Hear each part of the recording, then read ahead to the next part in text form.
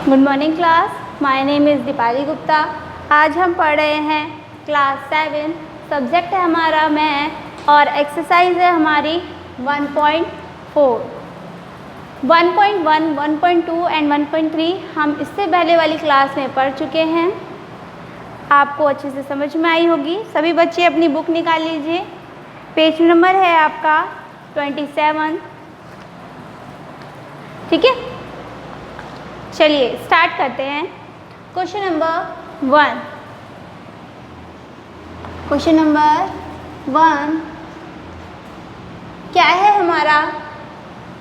निम्नलिखित में से प्रत्येक का मान ज्ञात कीजिए। ठीक है, क्वेश्चन नंबर 1 में है निम्नलिखित में से प्रत्येक का मान ज्ञात कीजिए। इसमें आपको कुछ समीकरण दी गई हैं, उन समीकरण को आपको सॉल्व करना है। बॉड मास आपने पढ़ा होगा तो हम इसमें बॉड मास करेंगे, वैसे तो इसमें डिवाइड ही है। देखिए पहला क्वेश्चन नंबर हमारा है a माइनस के 30 डिवाइडेड बाय 10। इसे हमें सॉल्व करना है। सॉल्यूशन देखिए माइनस के 30 डिवाइडेड बाय 10 तो क्या आ जाएगा? हम इसे लिख सकते हैं माइनस के 30/10। हमने डिवाइड किया तो क्या आया? माइनस के 3। ये हमारा आंसर है। इसका बी पार्ट देख लीजिए, वो भी ऐसे ही है। 50 डिवाइडेड बाय माइनस के 5।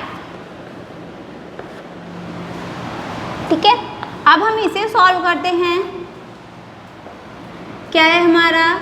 50 डिवाइडेड बाय माइनस के 5। अब हम इसको किस तरीके से लिख सकते हैं? सेम 50/5। ये माइनस का है तो हमने यहाँ लगा दिया। जब डिवाइड किया तो क्या आया हमारा? माइनस के 5 1 5 और 0 10। ठीक है, ये हमारा क्वेश्चन नंबर बी था।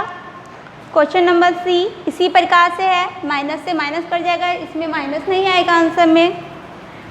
क्वेश्चन नंबर डी एक बार मैं आपको बता देती हूँ किस तरीके से करना है हमें। माइनस के 49 डिवाइडेड बाय 49। देखिए इस तरीके से लिख सकते हैं इसे हम। माइनस के 49 डिवाइडेड बाय 49 इक्वल टू हो गया हमारे माइनस के 49/49। हमने इसे डिवाइड कर दिया तो क्या आ गया? 1 माइनस के। ठीक है, ये हमारा आंसर हो गया। अब है आपका क्वेश्चन नंबर ई और एफ आप अपने आप करना, मैं आपको जी करके दिखाती हूँ एक बार। क्वेश्चन नंबर जी है हमारा माइनस के 31 डिवाइडेड बाय माइनस के 30 प्लस माइनस के 1। क्लियर है?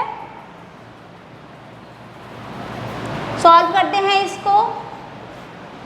देखिए जब हमने बॉड मास पढ़ा था तो हमने पढ़ा था सबसे पहले ब्रैकेट को सॉल्व करते हैं, फिर डिवाइड, फिर मल्टीप्लाई, फिर प्लस और फिर माइनस। तो सबसे पहले हमें क्या करना है? ब्रैकेट को सॉल्व करना है, डिवाइड नहीं करेंगे। ये ब्रैकेट है हमारा, इसे सॉल्व करेंगे। माइनस के 30 और माइनस के 1 तो हम इसे लिख सकते हैं माइनस के 30 माइनस के 1, क्योंकि प्लस माइनस माइनस।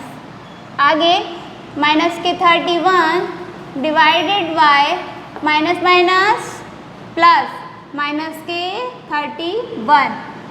क्लियर है? अब डिवाइड करेंगे तो क्या आ जाएगा? माइनस के 31 अपॉन माइनस के 31। माइनस से माइनस गया, आंसर क्या आया? 1। क्वेश्चन नंबर 1 सारे क्वेश्चन इसी प्रकार है, आप लोग सभी कर लेंगे। ठीक है, समझ में आया? अब हम करते हैं क्वेश्चन नंबर 2। क्वेश्चन नंबर 2 एक बार देखिए क्या लिखा है इसमें। किसी भी क्वेश्चन को करने से पहले ज़रूरी है कि आप उस क्वेश्चन को ध्यान से पढ़ें, तभी हम क्वेश्चन को अच्छी तरीके से सॉल्व कर पाएंगे। Question number 2,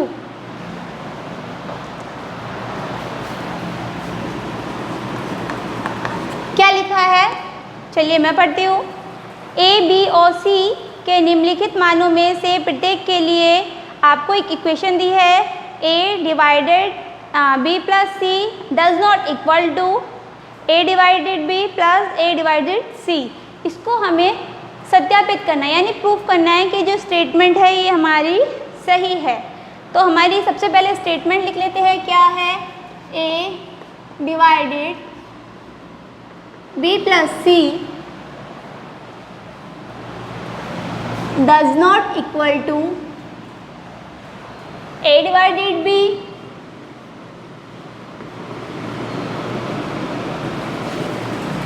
and plus A divided C। अब इसका A पार्ट हम देख लेते हैं क्वेश्चन नंबर 2 का। A बराबर 12, B बराबर -4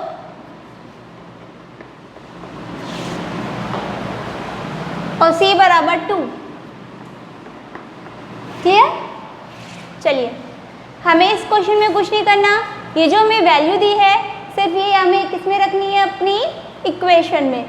तो हम रखते हैं, सबसे पहले ये इक्वेशन हम यहाँ नोट कर लेते हैं।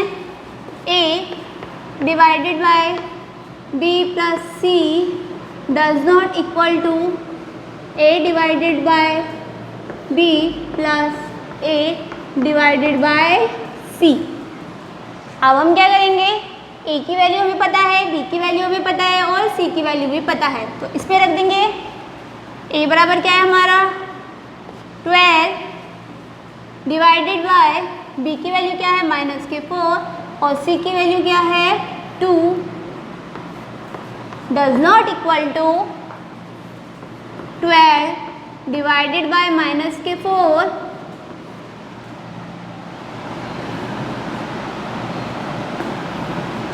Plus 12 divided by 2।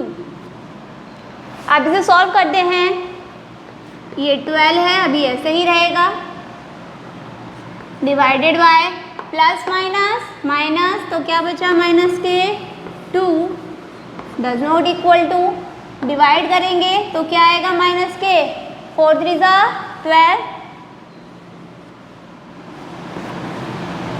प्लस, अब यहाँ डिवाइड करेंगे तो क्या आएगा 6, क्योंकि 2 6 12।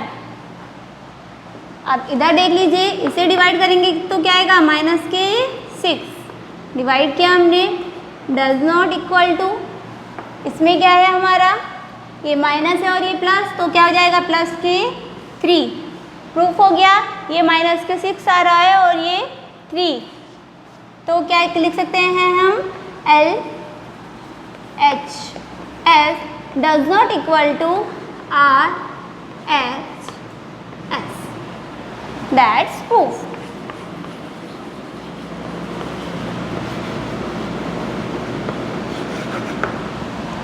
ठीक है, क्वेश्चन नंबर 2 का ए पार्ट मैंने आपको करके दिखा दिया है, बी पार्ट आपको करना है, सेम आपको इसी तरीके से करना है। इसमें हमें वैल्यू दी है, ए की -10, बी की 1 और सी की 1। आपको ऐसी इक्वेशन लिखनी है, उसमें वैल्यू पुट करनी है, उन्हें सॉल्व करना है। आपको यही प्रूफ करना है कि LHS does not equal to RHS, और अगर वो इक्वल आ जाता है तो लिख दोगे दैट्स नॉट प्रूफ। क्लियर है? अब हम आगे करते हैं क्वेश्चन नंबर 3। क्वेश्चन नंबर 3 आपका फिल इन द ब्लैंक्स है। फिल इन द ब्लैंक्स आप बुक में करेंगे, कॉपी में नहीं करेंगे। ठीक है, क्वेश्चन नंबर 3 आपको कहाँ करना है, बुक में।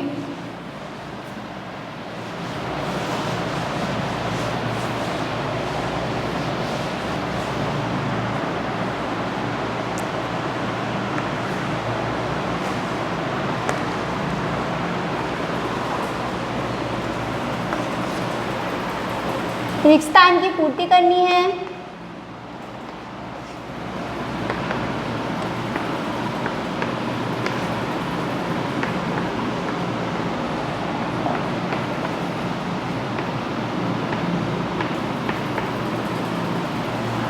क्वेश्चन नंबर ए देख लीजिएगा।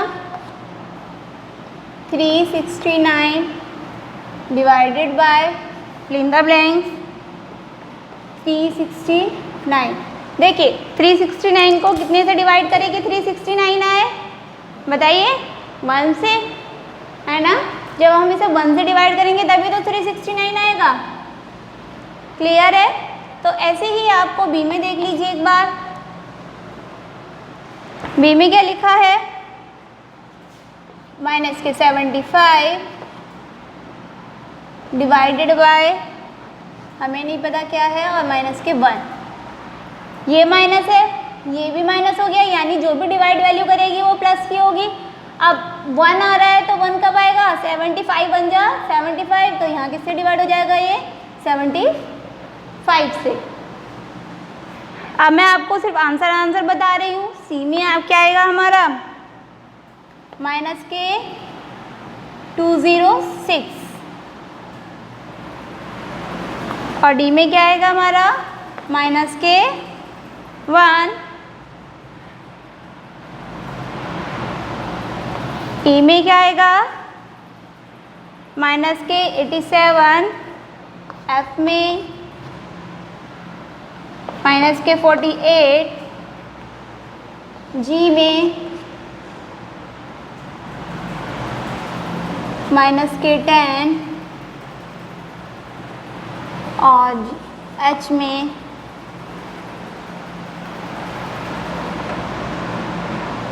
माइनस के 12। ठीक है, ये मैंने आपको आंसर लिखे हैं। क्लियर है? आप अपनी बुक में नोट कर लीजिएगा सभी बच्चे। अब हम आते हैं क्वेश्चन नंबर 4 पर।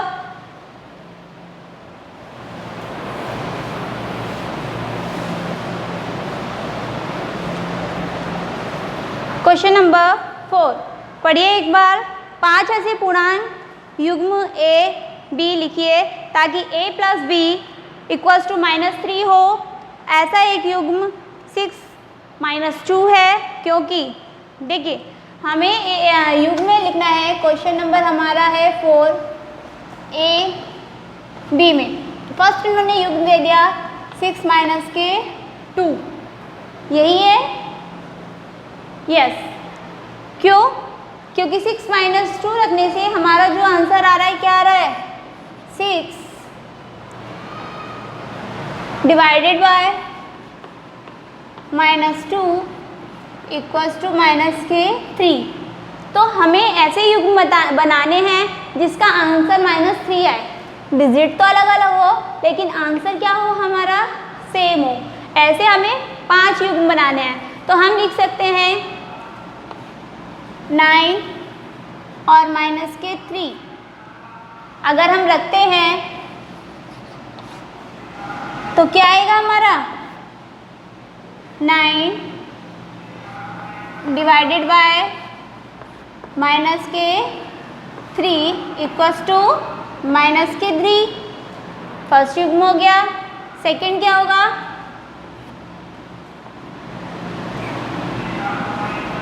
12 डिवाइडेड बाय -4, तो क्या आ जाएगा? 12 डिवाइडेड बाय -4। ये भी हमारा -3 आंसर आ गया। 1 2 3 हमने 3 युग्म लिख दिए हैं। अब 2 युग्म और हमें लिखने हैं, उन्हें देखिए। 12 है तो हम लिख सकते हैं 15 डिवाइडेड बाय 5।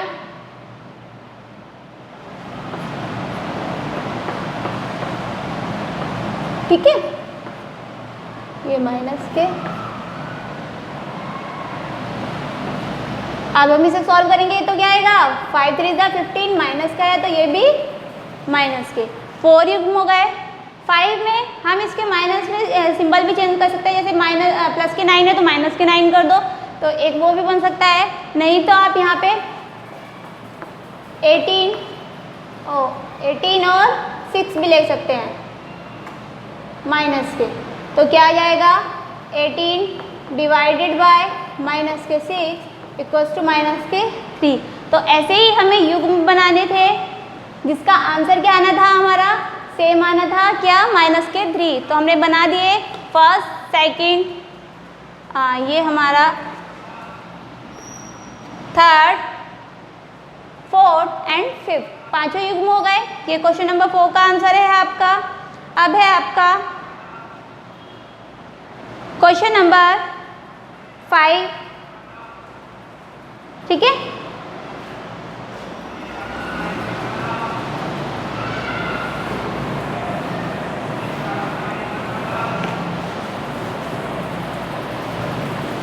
क्वेश्चन नंबर 5 को ध्यान से देखिएगा, क्या लिखा है। दोपहर 12 बजे तापमान 0 से 10 डिग्री ऊपर था। यदि यह आधी रात तक 2 डिग्री सेंटीग्रेड प्रति घंटे की दर से कम होता है तो किस समय तापमान 0 से 8 डिग्री सेंटीग्रेड नीचे होगा। आधी रात को तापमान क्या होगा, यही हमें बताना है ना। चलिए इसे सॉल्व करते हैं। हमें दे रखा है तापमान 12 बजे कितना है, 0 से 10 अधिक ऊपर है, ठीक है। रात को 12 बजे कितना तापमान है, 10 डिग्री सेंटीग्रेड। हम लिख सकते हैं प्रश्न नंबर हमारा 5 और सॉल्यूशन है हमारा रात 12 बजे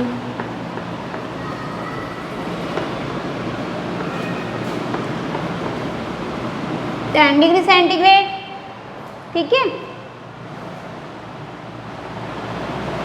अब इसमें दिया है 2 डिग्री सेंटीग्रेड कम होने में लगा समय कितना है हमारा, 2 डिग्री सेंटीग्रेड तापमान कम होने में लगा समय कितना है, 1 मिनट, 1 घंटा, ठीक है। कितना है, 1 घंटा। 1 घंटे में कितना तापमान कम होता है, 2 डिग्री सेंटीग्रेड। तो 1 डिग्री सेंटीग्रेड तापमान कम होने में लगा समय कितना होगा। देखिए जो काम देखिए डबल था, 1 घंटे में हो रहा था, अब आधा हो गया तो टाइम भी आधा हो जाएगा। 1 घंटे में हो रहा था कितना हो जाएगा, आधा घंटा, ठीक है। 1/2 मिनट्स में यहाँ नहीं लिखेंगे वरना 30 मिनट्स लिख सकते थे, लेकिन हमें जो आंसर चाहिए वो आर में चाहिए यानी घंटे में चाहिए, तो इसे हाफ लिखेंगे 1/2 घंटे, ठीक है। नेक्स्ट है हमें 18 डिग्री हमें निकालना है। देखिए 10 तो ये ऊपर है और 8 हमें नीचे जाना है, यानी भी प्लस का 10 है माइनस का 10, यानी 18 डिग्री सेंटीग्रेड तापमान हमारा कम होगा। तो 18 डिग्री सेंटीग्रेड तापमान कम होने में लगा समय कितना होगा,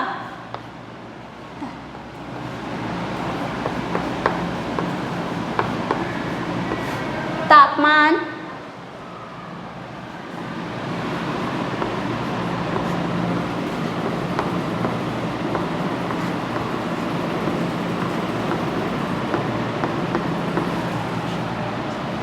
लगा समय कितना होगा, 18 × 1/2 यही होगा। सॉल्व करेंगे तो कितना आ गया, 9 घंटे। क्लियर है। अब हमें कुल समय निकालना है।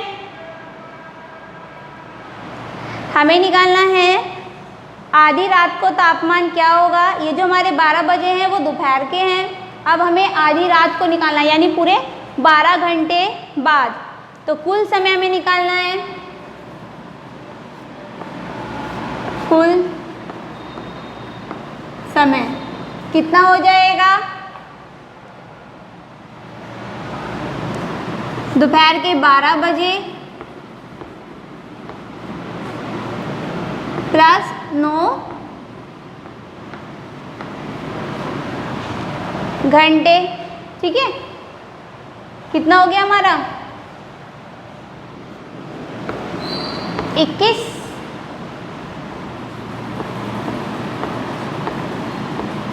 घंटे। 21 घंटे कब होते हैं? अगर आपने देखा हो तो 12 घंटे बाद तो ये हमारा 9 PM हो गया। क्लियर है? अब हमारा आंसर क्या आया?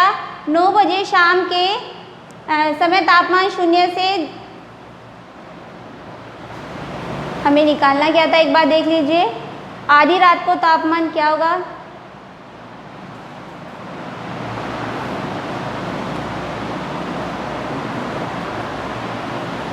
तो कितने बजे? 9 बजे जो हमारा तापमान होगा कितना होगा? -8 डिग्री सेंटीग्रेड। तो हम लिख सकते हैं रात के 9 बजे तापमान -8 डिग्री सेंटीग्रेड होगा। ठीक है, और इसमें अब आज के लिए इतना ही। चलिए जो बाकी के दो क्वेश्चन बचे 6 और 7 वो हम नेक्स्ट एक्सरसाइज नेक्स्ट क्लास में करेंगे। Thank you.